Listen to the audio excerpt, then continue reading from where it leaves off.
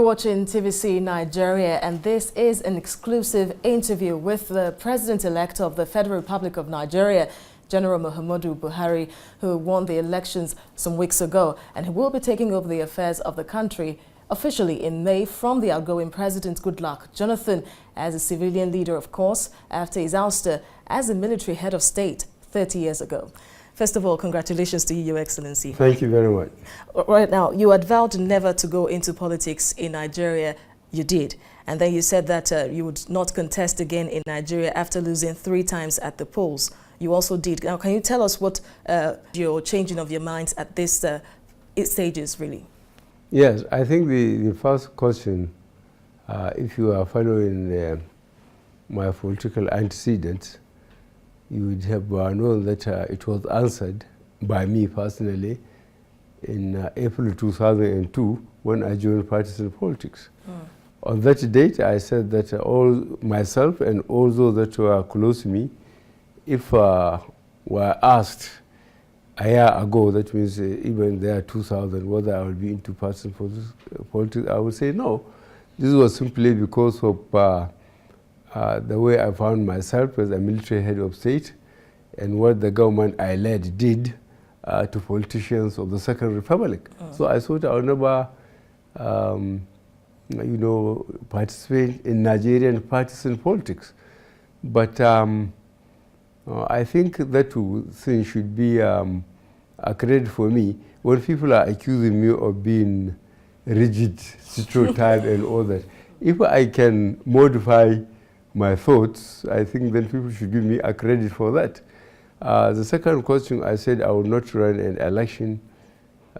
Again, I did. Yes, I could recall vividly what I said about the elections. I said that was the last time I will present myself as a candidate. But I said clearly that I will remain in partisan politics. And I have answered this question so many times to your colleagues that people from states and both politicians and non-politicians came and said that I cannot say that I will not participate. Since I said I will remain in partisan politics, then it is my party that will decide what to do. And I agreed. So eventually, if you could recall, I was in ANPP. I left the ANPP. We floated CPC, and then we decided to have a merger, which got the 3 main political parties together under the name of APC, and that's how we arrived where we are today. When it was clear that you were going to win the presidential election this time around, how did you feel? And then the point where President Goodluck Jonathan put a call across to you, congratulating you even before the election results was announced. Yes, well, that was, I think it was a landmark in Nigerian political history. Firstly, for an opposition party, to successfully win an election against the incumbent party, which had been there for 16 years. And I think more significantly, what the president did by calling me before even the final tally and before the announcement of INEC and said that he's congratulating me for winning. That has, I thought, a remarkable statesmanship, and that stabilized the politics of this country. And I think he is going down into history for such, because from the extension of 6 weeks, I think many observers, and especially Nigerians, feel that the elections and the results are going to be controversial. But the president decided to cut it off by accepting what is practically on the ground. Talking about the APC, it seems that the coming about of the APC and the eventual victory of the party was somehow shaped by the approach, the new approach seen in the way it was carried out, a scientific approach, if I must say, carrying out a study to know how really to form a viable opposition. Could you tell us more about this? I think the role played by Chibisi Akande and Bola Ahmed Tinubu are really remarkable. Those who know Nigerian politics from independence now know that the ace card for political stability is always held by the Southwest. I have no problem, because I believe the Chief Obafemi Awolowo has cultivated a democratic system in the Southwest, and it remained there.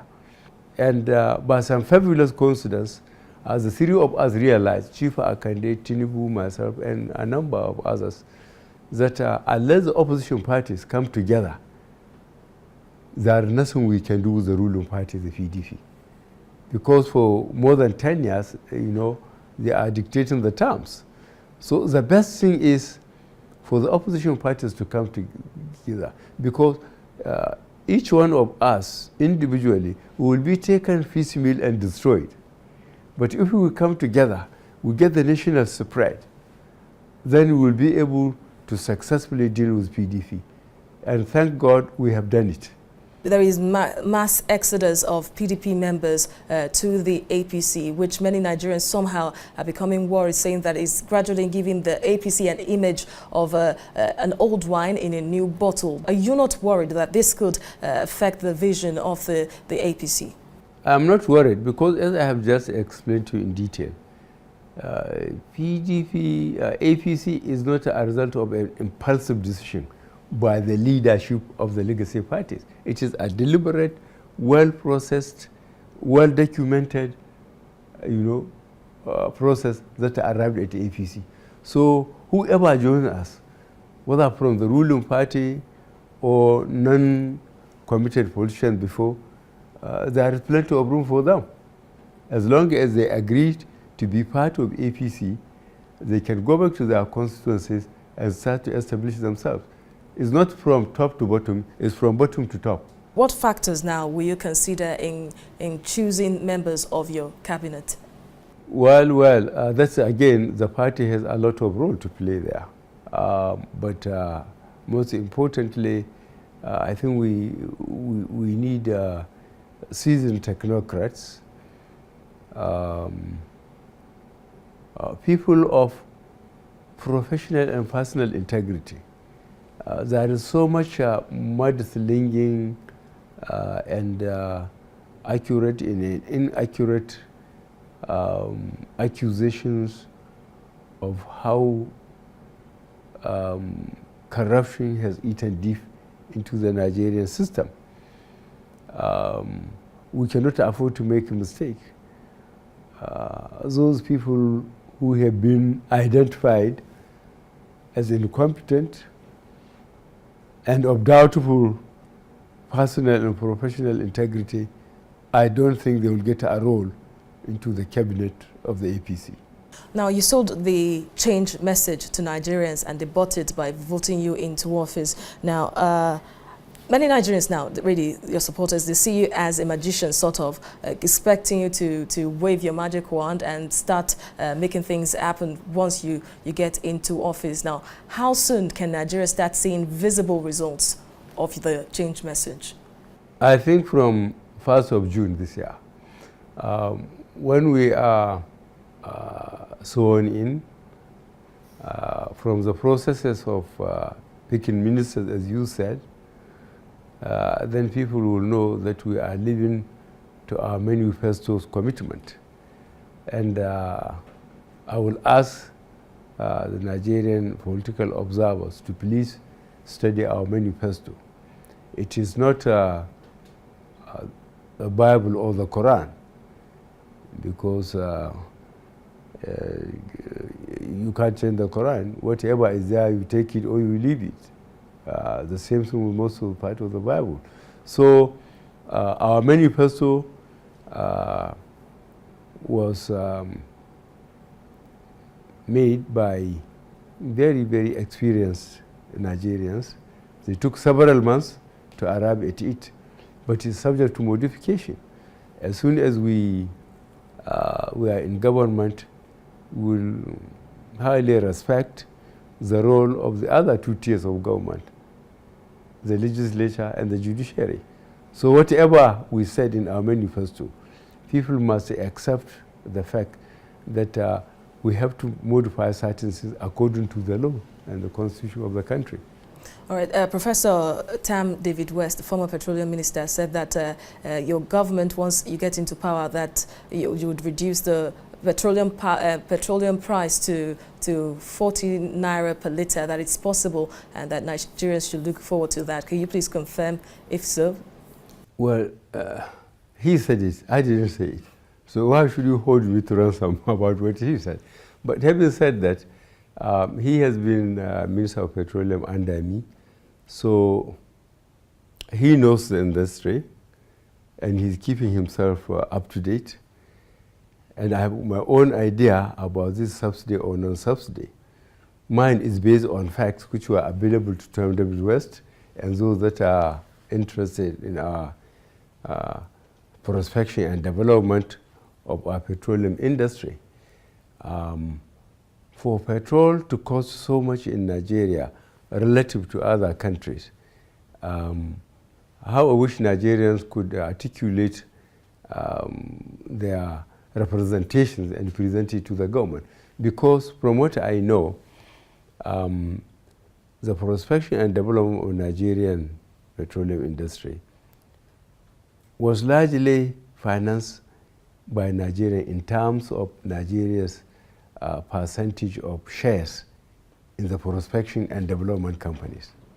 I can understand Nigerians to pay the cost at filling station should be the cost of a barrel from the wellhead, the type of crude, transportation to the refinery, the cost of refining, the cost of transportation from the refinery to the filling stations. And then we look hard at the economy.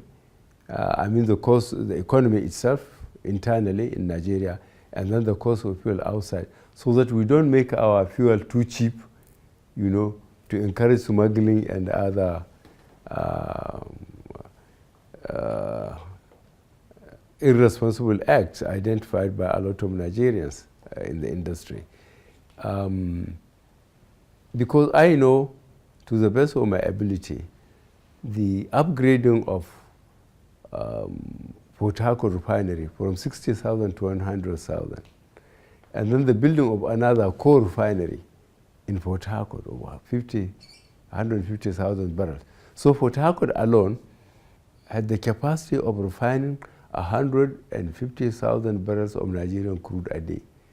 And then I, as Minister of Petroleum, signed the contract for Warri, 100,000 barrels a day, Kaduna, 100,000 barrels a day, and pipeline were built throughout across the country, more than 3,200 line pipes, and then more than 20 depots from, say, Ilorin to Gusau, to Maiduguri, to Kano, to Makadi, to Adamawa. We all did that without borrowing. So why should Nigerian borrow cost so much? If we borrow this money and we are paying back with interest, I can understand Nigerians to be charged much more than it should be, as I described it. So in other words, are you saying that it's possible the price of petrol pegged at 87 naira per litre now could reduce when you get to office? We will look at it. It is going to be difficult. The reason is this. Virtually the infrastructure has been destroyed by neglect, by PDP.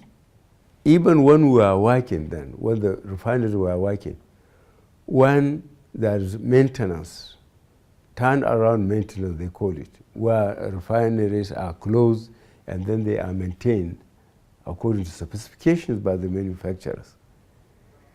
Nigerians hardly know it. Why?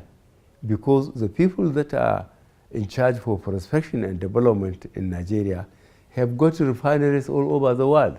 All we have to do is sit down with them. We are going to get so many thousands of Nigerian type of barrels that will yield so much petrol, so much kerosene, so much diesel, you go and refine it and you bring it for us, we pay you money for transportation. Nigerians could hardly know that refineries are closed. But what PDP governments have done are to kill the refineries, allow pipelines to be destroyed by saboteurs, and refuse to maintain the depots and so on. So the petroleum industry is in such a mess, just like the rest of the economy, that I cannot promise magic, as you put in magic wand. I don't think I have got that magic wand. Are there plans to revive the refineries and even build new ones under your government? I think that's the most sensible thing to do. One of our problems is lack of employment. Here we are as a country, and in our most important industry, petroleum, people who are trained, petroleum engineers, gas, civil, for pipelines, for structures, thousands of Nigerians are employed. And then you allow a percentage of another set of terrible Nigerians, to destroy this infrastructure, to make people unemployed, to make the rest of Nigeria pay so much for the products that God gave them, that they put infrastructure on the ground, they refine it, they distribute it. They allow a corrupt party within 16 years to destroy that vital economy, along with others. The good old NEPA and power holding company of Nigeria have been sold. Now those who bought them, we have to study what have they done with them. At the time, the government said it voted 7 billion naira for that conference. ASU was on strike. I think this government has capacity for wrong priorities. We just have to block all loopholes, how people siphon public funds.